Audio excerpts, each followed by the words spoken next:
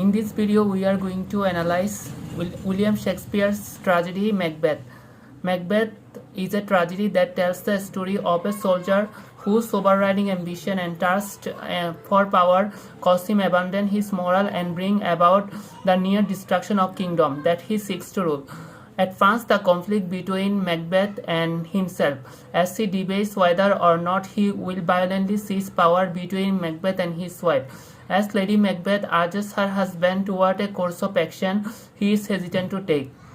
Once Macbeth stops struggling against his ambition, the conflict shifts. It also primarily exists between Macbeth and other characters, in particular Banquo and Macduff, who challenges his authority. Macbeth is the protagonist in the sense that he is the main focus of the narrative and that audience frequently have access to the point of view. However, he often acts against his best interest as well as best interest of other character and his country. He also the antagonist. The characters who opposes Macbeth and eventually defeat him do not in order to restore order and justice.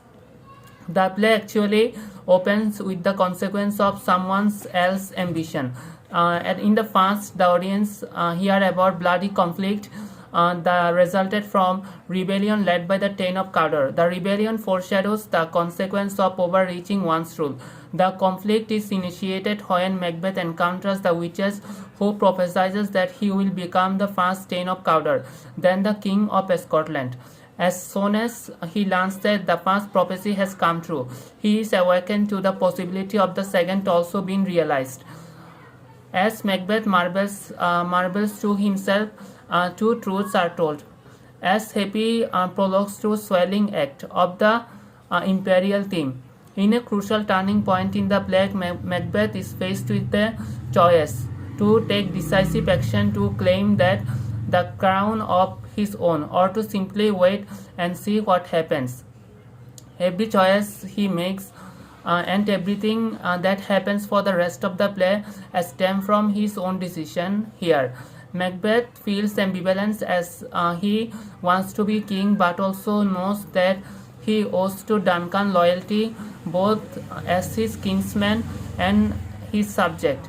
The tension between duty and ambition sharpens when Lady Macbeth learns of the prophecy that her husband will be the king and immediately being strategizing ways to bring about the fulfillment of the prophecy.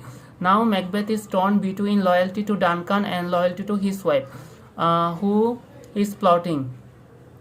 She is eager to pour my spirit, Macbeth here, and chastise with the valor of tongue all the impedes from the golden round. The audience has the sense Lady Macbeth also been longing for the opportunity here.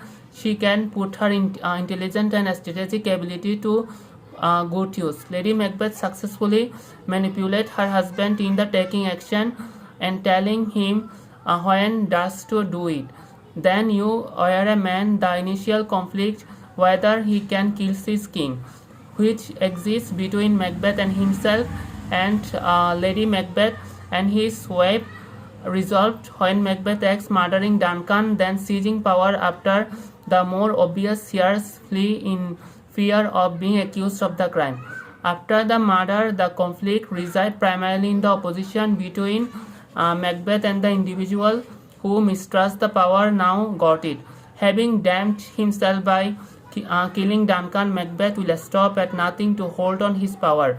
At the start of the Act 3, the audience learns the Banquo is suspicious of Macbeth have achieved power through nefarious means.